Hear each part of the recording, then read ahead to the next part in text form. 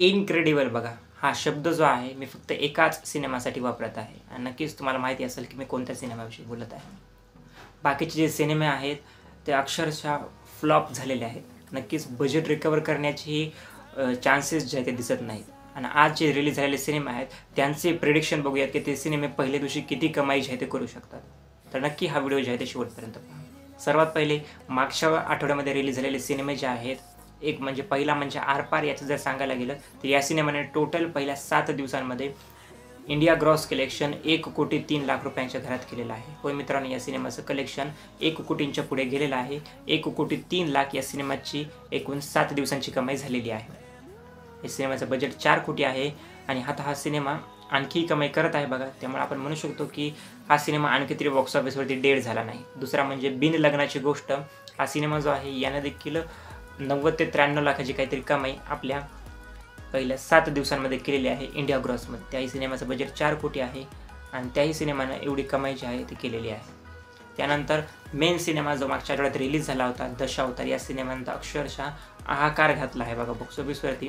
कारण की 1-1 कोटींची कमाई हा रोजही करत आहे. आणि कालचा एक रफ डाटा एस्टिमेट म्हणजे एक अंदाजे कलेक्शन अप्रॉक्सिमेट कलेक्शन माझ्याजवळ आलेलं आहे, जे की या सिनेमाने 1,11,00,000 रुपये केलेलं आहे. 7व्या दिवशी या सिनेमाने 1,11,00,000 रुपये कलेक्शन केलेलं आहे. या सिनेमाचं टोटल इंडिया नेट कलेक्शन 9,15,00,000 रुपये झालेलं आहे. आता हे कलेक्शन थोडंफार पुढं मागं होईल. चित्रपटाच्या मेकर्सने जर रिव्हील केलं तर नक्कीच चांगली गोष्ट आहे आणि जर रिव्हील झाल्यानंतर मी तुम्हाला पोस्टरही दाखवेल.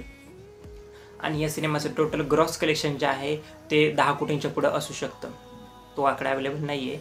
या सिनेमाचं बजेट 4 कोटी होतं आणि कलेक्शन 10 कोटीच्या पुढे आहे. त्यामुळे हा सिनेमा हिट झालेला आहे बघा. नक्कीच आणखी 2-3 कोटी जर कमवले तर हा सिनेमा सुपरहिटही होऊन जाईल. आता परत या आठवड्यामध्ये रिलीज झालेले सिनेमे, पहिला आहे बघा आतली बातमी फुटली. या सगळ्या सिनेमांमध्ये हाच एक सिनेमा वाटत आहे मला की जो सगळ्यात जास्त कमाई करू शकतो. सगळ्यात जास्त म्हणजे काय, तोही खूप जास्त कमाई काय करून दाखवणार नाही, परंतु एक मला आशा आहे की एक 20 लाख रुपयापर्यंत तरी हा सिनेमा पहिल्या दिवशी कमाई करू शकतो. तेही खूप जास्त झाले आहे बघा. पण जशा प्रकारच्या स्क्रीन्स या सिनेमाला भेटलेल्या आहेत, जशा प्रकारची हाईप या सिनेमाची आहे, त्यावरतून तरी हा सिनेमा एक 20 लाख रुपये ॲटमोस्ट पहिल्या दिवशी कमवू शकतो असं मला वाटतं. हे प्रिडिक्शन आहे बघा. यानंतर कुर्ला टू वेंगुर्ला हा सिनेमा आहे, ज्याचंही कमाई पहिल्या दिवशी ॲटमोस्ट 10 ते 15 लाख रुपये होऊ शकते. 15 लाख तर खूप जास्त झाली. 15 लाखापर्यंतच हा सिनेमा पहिल्या दिवशी कमवू शकतो. त्यापेक्षा जास्त तर कमवणारही नाही. त्यानंतर उरलेला सिनेमा कोणता, साबरबोंड एक आहे, अरण्य आहे, पुन्हा एक मल्हार नावाचा काहीतरी सिनेमा आलेला आहे आणि झिंग नावाचा. या सिनेमाची कमाई तर मला तरी वाटतं पहिल्या दिवशी खूप जर एक्स्ट्रा हायेस्ट झाली तर 10 लाख रुपयांपर्यंत जाऊ शकते. त्यापर्यंत हा सिनेमा जाणारही नाहीत हे 4ही सिनेमे, परंतु हायेस्ट मला वाटतं की 10 लाख रुपये. म्हणजे या वीकमध्ये रिलीज झालेले कोणताच सिनेमा असं आपण म्हणू शकत नाही की खरंच चांगली कमाई करत आहे. फक्त एकच सिनेमा इतक्या महिन्यांपासून, मागील 6-7 महिन्यांपासून चालला आणि तो होता या आठवड्यातील दशावतार.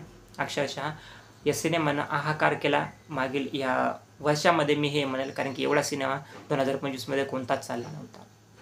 फक्त दशावतार या सिनेमाने एवढी कमाई करून दाखवली आणि सगळे रेकॉर्ड जे आहेत ते मोडले. 2025मधील हायेस्ट ग्रॉसिंग मूवी होता गुलकंद, आता थांबायचं नाही, जारण, या सर्व सिनेमे जे आहेत यांना मागे सोडलेलं आहे दशावतार या सिनेमाने. तर तुम्ही या सर्व सिनेमापैकी कोणता सिनेमा बघितला होता आणि तुम्हाला कोणता सिनेमा आवडला होता त्याचं नाव नक्की मला तुम्ही कमेंट सेक्शनमध्ये सांगा. धन्यवाद. थँक्यू.